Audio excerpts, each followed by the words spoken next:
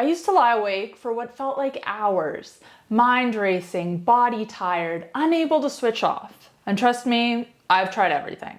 Melatonin, white noise, no screens. And some of these things did help a little, but a lot of the things I've tried have had no impact. But then I found this breathing technique that would put me to sleep in less than 5 minutes. And I know it sounds too good to be true, but try it tonight and thank me later. So today I'm going to be sharing that technique plus 3 other things I use to help me get restful sleep. And these aren't complicated, they don't require anything expensive, and the science behind why they work is genuinely interesting.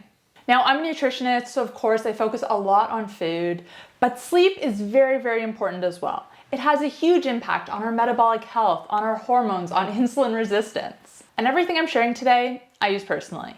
This is my actual routine. The first one is an absolute non-negotiable. Your body needs to drop its core temperature by about 1 to 2 degrees Celsius to initiate and maintain sleep.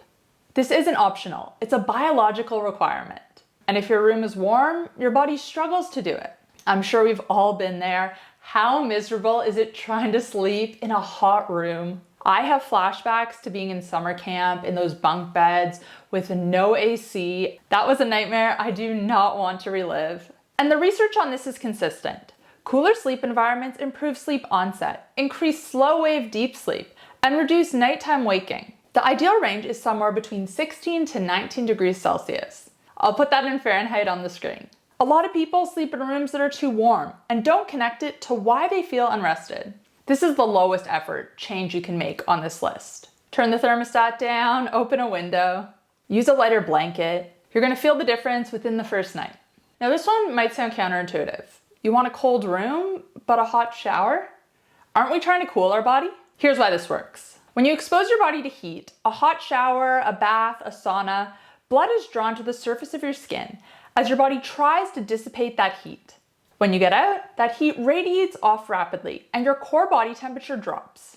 And that drop signals your body that it's time to sleep. The 90-minute before timing matters. Research shows that when the hot shower or bath happens 90 minutes before bed, the following temperature drop aligns perfectly with sleep onset. Done immediately before bed, and the timing will be off. And this is also the reason why you don't want to exercise too late in the evening. Because when you exercise, your body heats up as well. So if you do this too close to trying to fall asleep, you're gonna have a hard time cooling down and falling asleep. And getting a restful sleep as well. Personally, I use my sauna when I can, but a hot shower works too. 5 to 15 minutes, 90 minutes before bed. That's it. Now these are 2 supplements that I take every night before bed without fail. And they have a lot of really good scientific evidence behind them for sleep specifically.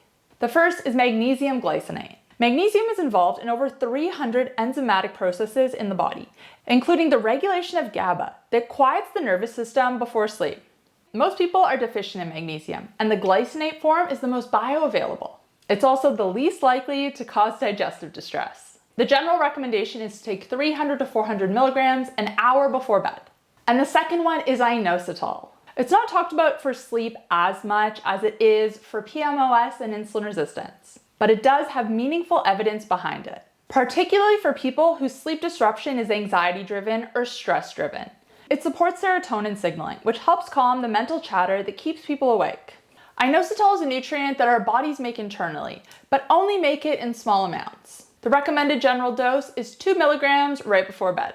Together, these 2 make a genuinely noticeable shift in how quickly my nervous system is able to downregulate before bed. And while we're on the topic of setting up the physical sleep environment, this is where I want to mention today's sponsor, because it addresses something that most people completely overlook. You can have the perfect supplement stack. You can be sleeping in a cold room and still be disrupting your sleep quality by something as simple as how you're lying on your pillow. Most people sleep on their side or their stomach, which means hours of pressure and compression on their face every single night. Over time, that contributes to sleep lines, reduced collagen integrity, and disrupted airflow. Trust me, I am very guilty of this. By default, I do tend to lie on my stomach. But the best back sleeper pillow from NextSleep is specifically designed to help you sleep comfortably on your back, which eliminates face pressure entirely. For people who aren't natural back sleepers, this makes it actually comfortable.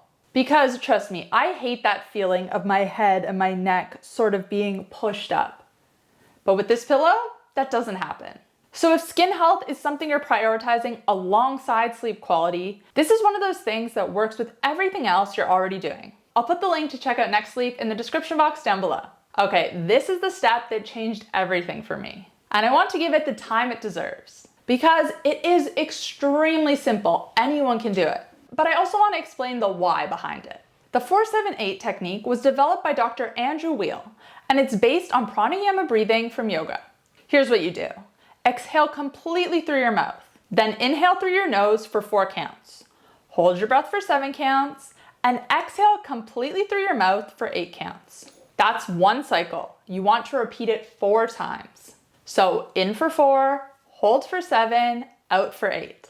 Now, here's why that works. Like I said at the start, I usually can't get through the 4 rounds before passing out. The extended exhale, 8 counts, is the key. When you exhale slowly and completely, you activate the parasympathetic nervous system. This is your rest and digest state. It directly counteracts the sympathetic nervous system that's keeping you awake.